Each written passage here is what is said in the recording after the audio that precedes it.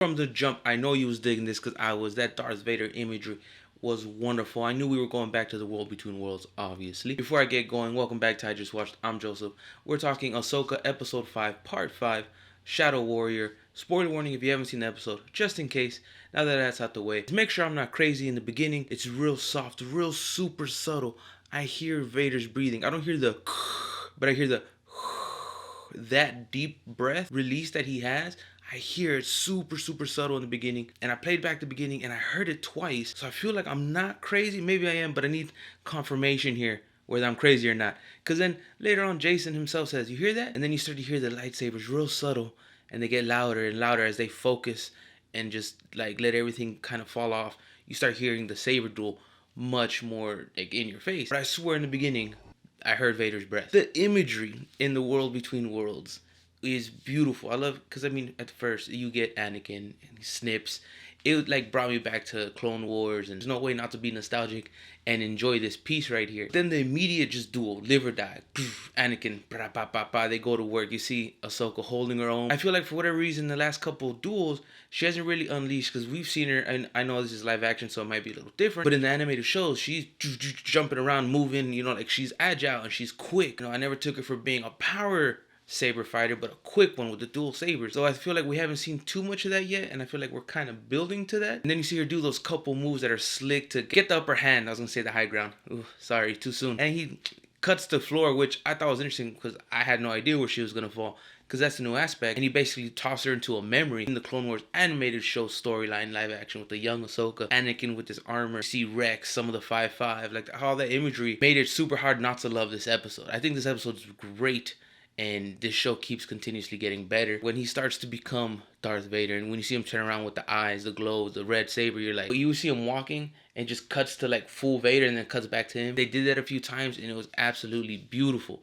So I just like the fact that you never see him go full Vader and fight her as Vader. You just saw like the glimpses of it, which tells you, yes, it's Anakin, but it's how she's picturing Anakin, and what was fighting was how she remembers him. You know, Anakin, her master, her teacher, her friend, or Lord Vader, Anakin, you know, this ender of worlds, this monster, and what that means for her own legacy. I really enjoyed that aspect, and how she basically has that moment where she understands now, your legacy and what happened has nothing to do with my legacy and who I'm going to be and how I'm going to train my Padawan, which you can see she was having that conflict on how to get to that base with Sabine. And then it continues with the story between her and Anakin, and I love the fact that when they cut back, you see Jason, his mom Hera, Chopper, Huang, like, and Carson, like, kind of having this conversation, like, we're breaking the rules here. The fact that she trusts her son when he's like, just look, mom, like, I can feel it. And I like the build up, because they're kind of slowly but surely setting up Jason to be some either powerful Jedi or a very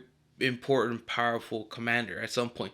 Like, you can see this character getting just a little bit of nods and notions, like, the dude is strong in the Force, obviously. The fact that he was able to hear the saber duel between Anakin and Ahsoka while they were in the world between worlds, like, that's crazy. This is your prime Star Wars Jedi storytelling. You've had the fights, you have your conflicts on both sides, and you see how things are pressing forward. But what's really to come after this, because this is 100% a setup. This is Rebel Season 5 setting up what can be an even crazier future, because I mean, this feels like it's gonna have serious consequences and alter Star Wars as we know it. And then, dude, we straight up, and someone pointed it out beforehand in the last episode, and I saw a TikTok, or it was a reel, I apologize, I can't remember. When you see the spherical map and then they activate it and see the map come out of it, and then they showed the scene from Treasure Planet when Jim's like, it opens and the map comes out, and I was like, oh yeah, that makes sense. No wonder this felt good. Just making that connection and then connecting it here again. Now that it's a Disney product, they're definitely using their own ideas here. And we Pinocchio this joint where Ahsoka, Hyung, and their ship, I forgot the name of the ship, I apologize. She force speaks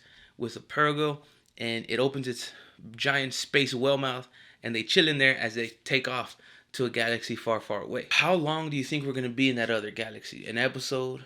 10 minutes? 2 episodes the rest of the season? I'm curious to see how important that's going to be, because I mean, the two big things, one, obviously the world between worlds, which we knew existed and could alter and affect change, and two, this is the first time we go to a galaxy outside of the main Star Wars existence. Makes me super excited to see what they're doing, and even more so for that movie to just tie and end everything up from this Disney mandoverse. We only have 3 episodes left, which makes me a little bit sad, because I'm enjoying it so far. And it is a limited series, meaning this is the one and done. I want to hear your thoughts. How are you feeling about the season 4? Are you enjoying it? What are you thinking? What is that going to mean? What do you think it changes? How does it change Star Wars? Are you enjoying the show? But you know I love hearing from you, and I love chatting with y'all, so hopefully you're loving me back. But until next time, stay safe, be well, con mucho amor, adios.